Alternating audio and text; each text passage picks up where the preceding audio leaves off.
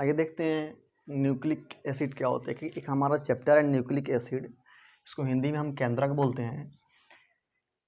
DNA जो हमारा शरीर है, मानव जाति का जो शरीर है, उसके अंदर बहुत सारे कोशिका, असंख्य कोशिका मिलकर बना हुआ है। उस जैसे मान लेते हैं एक हमारा अंग है, एक छोटा सा इसमें से हम निकालते हैं। जब छोटा सा निकालेंगे तो क्या होगा, इसके अंदर हमारा एक केंद्रक मिलेगा, क्रोमोसोम मिलेगा, न्यूक्लिक मिलेगा। उस केंद्रक के अंदर हम और दिखेंगे निकाल कर बारी बारी से, तो उसमें क्या होगा, हमारा एक केंद्रक मिलेगा। और केंद्रक के और खींचेंगे और उसको जूम करके देखेंगे हम, उसमें हमारा क्रोमोसोम मिलेगा, मतलब गुणसूत्र मिलेगा। तो जो गुणसूत्र है, डीएनए है, इसको सबसे पहले कार्लसवर्ग ने देखा था। कार्लसवर्ग के बाद एक आए थे हमारे दो साइंटिस्ट आए थे, क्रिक एंड वाटसन आए थे। जो क्रिक एंड वाटसन ने क्या किया कि गुणसूत्र का है, उसका डिजाइन दिया कि हाँ ऐसे पाया जाता है गुणसूत्र। मानव जाति है, उसके अंदर 23 जोड़ा या 46 जोड़ा। क्यों बोलते हैं, क्योंकि हमारा ये डबल हेलिकल दिख रहा है यहाँ पर, है ना, एक्स टाइप दिख रहा है। तो उसके बाद क्या किया गया, इस जो क्रोमोसोम है इसको खींच के देखे हमने। जब खींच के देखा तो यहाँ पे डीएनए मिला हमको। एक जोहानसन साइंटिस्ट है, उन्होंने क्या किया, और खींच दिया इसको, डीएनए उसको और खींच दिया, तो क्या मिला, हमारा जीन मिला। मतलब कहने क्या है, अगर इस जीन को जो इसको हम सहोड़ देंगे, गोट कर देंगे इसको हम, तो डीएनए मिलेगा। और सबको और गोट कर देंगे तो हमारा क्रोमोसोम मिलेगा। तो बात समझ में आ गया। क्रोमोसोम को हम खींचेंगे तो डीएनए मिलेगा, और डीएनए को और खींचेंगे तो हमारा जीन मिलेगा, और इन तीनों को सहोड़ देंगे, गोटा कर देंगे एक जगह, तो हमारा क्रोमोसोम मिल जाएगा। क्या होता है कि जो डीएनए होता है हमारा डबल हेलिकल होता है। समझाएंगे आरएनए क्या होता है। आरएनए तो हमारा सिंगल हेलिकल होता है, ऐसे ऐसे करके सिंगल हेलिकल हमारे पास है, तो ये आरएनए है। तो क्या बोलते हैं हम, आरएनए बोलते हैं इसको। अच्छा, डीएनए के फुल फॉर्म नहीं बताया, आरएनए का फुल फॉर्म। डीएनए का फुल फॉर्म होता है deoxy ribose nucleic acid. RNA का फुल फॉर्म क्या होता है, राइबोज न्यूक्लिक एसिड। समझ में आ गया। DNA deoxy ribose nucleic acid and RNA ribose nucleic acid. इसके बाद हम बात करते हैं डबल हेलिकल जो हमारा डीएनए होता है। डबल हेलिकल में क्या होता है, हम इसमें बहुत सारा लाइनिंग खींचा गया है, इसके बारे में हम बात करेंगे। और एक जो जीन होता है हमारा, इसके जो बीच की दूरी होती है 34 एंगस्ट्रॉम पाया जाता है। अब हमारा एक जो लाइनिंग खींचा गया है ऐसे ऐसे डीएनए डबल हेलिकल में, मतलब 2 कुंडली। जो एक कुंडली के यहाँ पे जो इसको रस्सी टाइप का, ये रस्सी टाइप का है, इसका नाम क्या है, हमारा न्यूक्लियोटाइड है। जो बीच में हमारा यह है क्रोमोटीन है। बात समझ में आया। तो इसको आप उतारिए, फिर आगे समझाते हैं, डीएनए के प्रकार समझाते हैं यहाँ।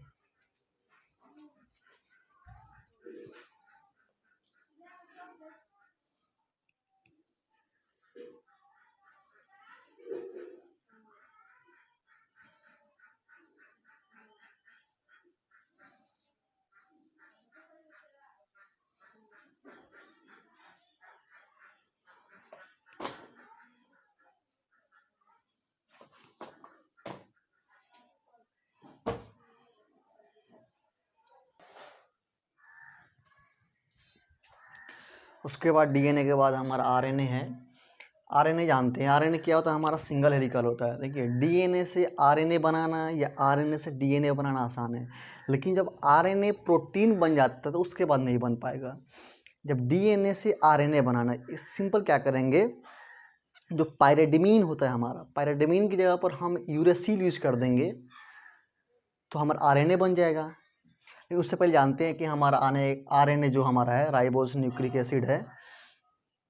देखिए, इसका काम क्या होता है, प्रोटीन बनाने का काम करता है। जानने की कोशिश करते हैं हम पहले।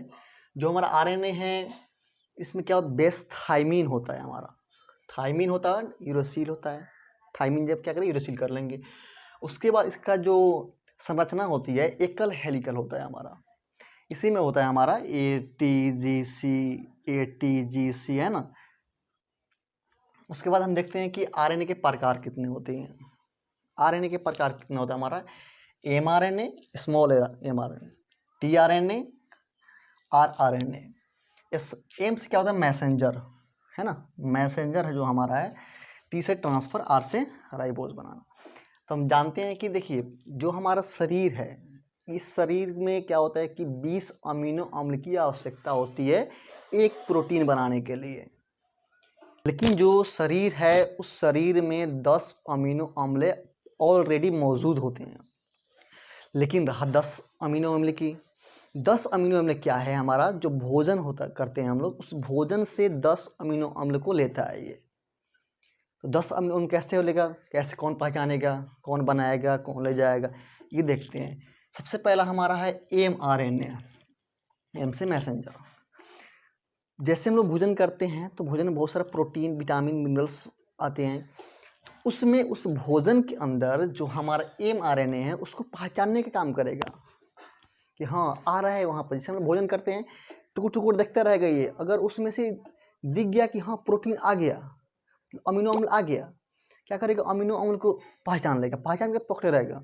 उसके बाद जस्ट कॉल करेगा tRNA को, बोले tRNA जल्दी आओ, जल्दी आओ। बोले क्या बात है, tRNA दौड़ के आया mRNA के पास। क्या किया, mRNA पहचान के रखा है अमीनो अम्ल को, तो फटाक दे देगा अमीनो अम्ल इसको दे देगा tRNA को। mRNA यही रहेगा, mRNA कहीं नहीं जाएगा, क्योंकि अगर ये चला जाएगा तो कौन पहचानेगा mRNA, जो भोजन करते हैं हम लोग उस अमीनो अम्ल को। इसीलिए mRNA यही रहेगा, पहचान कर tRNA को दे देगा अमीनो अम्ल को। उसके बाद tRNA काम है यहाँ से पहचाना हुआ जो है अमीनो अम्ल, इसको उठाकर rRNA को दे देना। जब rRNA के पास आ जाएगा, राइबोज के पास आ जाएगा ये, तो क्या करेगा, ये 20 अमीनो, 10 तो पहले हमारा ऑलरेडी है, उसमें से 10 जो हमारा पहचान गया, 20 को अमीनो अम्ल हो गया। तो 20 को अमीनो अम्ल क्या किया, मिलके एक प्रोटीन बनाया। समझ में आ गया, मतलब 20 को अमीनो अम्ल मिलेगा तो एक हमारा प्रोटीन बनेगा। अब उसके बाद देखिए, कहने मतलब है जैसे में डीएनए काम क्या है, सब लोग बोलते हैं। देखिए डीएनए जो हमारा कोशिका के अंदर पाया जाता है, तो हम पहले पढ़ा चुके हैं, बता चुके हैं। लेकिन जो हमारा ये ना कि हाँ, जैसे मान लेते हैं, जैसे मेरे अंदर डीएनए है तो मेरे पीढ़ी आने वाले उसके अंदर डीएनए जाएगा। जैसे मान लेते हैं कि हमारे पीढ़ी, जिस पीढ़ी से हम आए हुए हैं कि मेरे पापा जी, तो उनमें जो डीएनए है वही मेरे अंदर डीएनए, पहचानने का डीएनए ही काम करता है। लेकिन जैसे माँ के पेट में बच्चा है, उसको कौन बताएगा कि हाँ इसके 5 ही उंगली होनी चाहिए, कौन बताएगा 2 ही आँख होनी चाहिए, कौन बताएगा कि हाँ इसे 5 उंगली हो गई, अब इसको रहने दो, अब इस 5 उंगली का निर्माण करो, इसे कौन बताएगा। ये ना कि ये मुँह यहाँ लगा दिया, नाक यहाँ लगा दी, कैसे सुनिए, कैसे खाएगा, ऐसे ये सब कौन बताता है। ये सब मैसेज जो हमारा है डीएनए ही पहुँचाता है उसको। खानदानी डीएनए आता है, कहने मतलब खानदानी नहीं, मेरे दादा के जैसे दिखेंगे, हम बाप के जैसे दिखेंगे, ये डीएनए नहीं। एक मानव का जो डीएनए है, मतलब मानव ही पैदा होगा, इसका कहने का मतलब यही है। डीएनए समझ में आ गया। देखिए ये ना कि मेरे ब्रेन में डीएनए है, हाँ हम साइंस पढ़ा रहे हैं, बायोलॉजी पढ़ा रहे हैं, तो जो मेरे आने वाले जो होंगे वही उसके हर डीएनए में ब्रेन में भरा होगा, ये ऐसा नहीं। अगर ऐसा होता तो पहलवान का बच्चा पहलवान ही होता, साइंटिस्ट का बच्चा साइंटिस्ट ही होता। लेकिन क्या है कि ब्रेन में नहीं, कोशिका में डीएनए पाया जाता है। समझ में आ गया। तो आइए जानते हैं उसके बाद जो डीआरएनए से आरएनए कैसे बनाते हैं, डीएनए से आरएनए कैसे बनाते हैं, आरएनए से प्रोटीन कैसे बनता है। देखिए डीएनए अगर एक खुद के डीएनए बनाएगा, मतलब डीएनए ही डीएनए बनाएगा, उसको हम रेप्लिकेशन बोलते हैं। डीएनए से आरएनए बनाना, अभी हम आपको बताएं, हम क्या करेंगे, हम पैराडाइमिन की जगह पर अगर यूरेसिल यूज कर देंगे तो हमारा डीएनए से आरएनए बन जाएगा। फिर तो डीएनए से आरएनए बनने की प्रोसेस को, प्रक्रिया को ट्रांसक्रिप्शन कहते हैं। वहीं हमारा आरएनए से डीएनए बनने को रिवर्स ट्रांसक्रिप्शन कहते हैं। और आरएनए बन गया तो उसके बाद प्रोटीन बन जाएगा। ये प्रोटीन से फिर हम वापस नहीं आ सकते हैं, प्रोटीन ही बना रहेगा। तो उम्मीद करते हैं आप लोगों को समझ में आया होगा। Thank you for this.